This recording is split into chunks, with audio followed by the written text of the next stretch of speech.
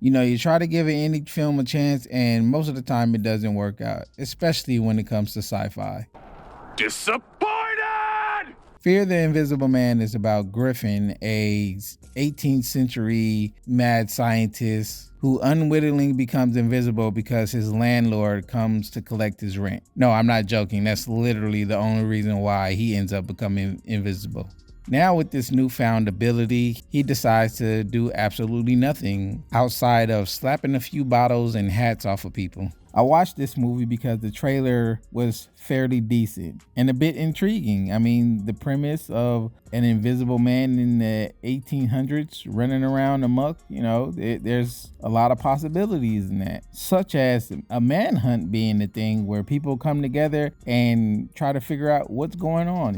We're going to collect the wrong person because weird things happen around them. Or where the detective could be going around locking up everybody who claims there's an invisible man and putting them in a mental asylum, only to find out himself that he's real. But that is not what we get in here. What we get in here is a convoluted mess. I don't even know what this movie was about outside of just invisibility. There was no underlying theme. The characters had no motivations or goals of their own. Initially, the Invisible Man is obsessed with retrieving his journals from a vagrant named Thomas Marvel, which I don't know why he gave them to him anyway, but he wants to retrieve his journal so that he can become visible again. But Thomas ends up betraying him. So now the Invisible Man has to track this person down. He finds him at a bar, tries to retrieve his stuff. He gets shot by a policeman, I believe, and runs off, never to return, only to seek help from a lady named Adeline, who I guess they were friends in the past, and then enlist her to go find this Thomas person.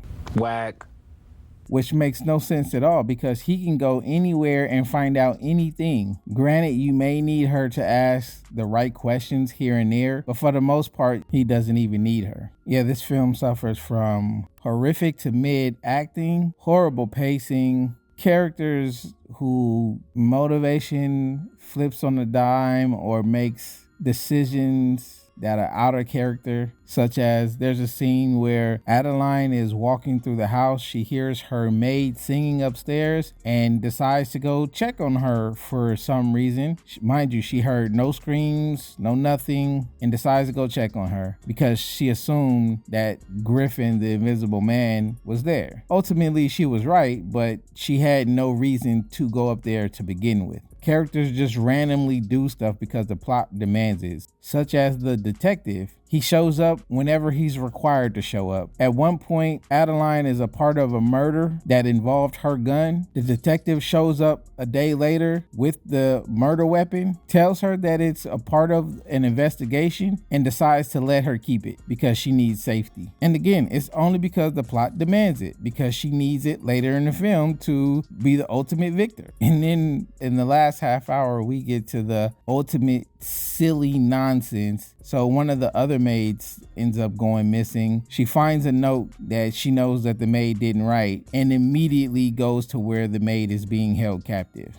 They never show her looking around the house or anything. They cut right to her walking in to where the lady's being held. And at this point, she's being held because the Invisible Man is doing experiments on bringing himself back to visibility and conducting it on her. When Adeline opens the door, she sees this. And instead of going to immediate aid, they stand there and gasp at each other. Then the maid dies in the classic head turned to the side, but it looks awkward. She just has one of the most awkward deaths. And then we have the ending where the Invisible Man and Adeline have their final showdown. Adeline is being chased by the Invisible Man in order for him to get his journals back. She gets the idea to run into her library and grab 2 random books and pretend that she's gonna throw it into the fire. Invisible Man stops and says, "Hey, if you do that, I'm gonna take you out." She throws it in the fire. He does nothing but stand there and give her a speech. The old ways are done. You'd stand giving speeches while Asgard fought. Then decides, mind you, he's holding an axe in his hand. Then decides, hey, the way I'm going to take you out is by setting this place on fire. Adeline, at this time, has a gun in her hand. And instead of shooting multiple shots, she shoots one shot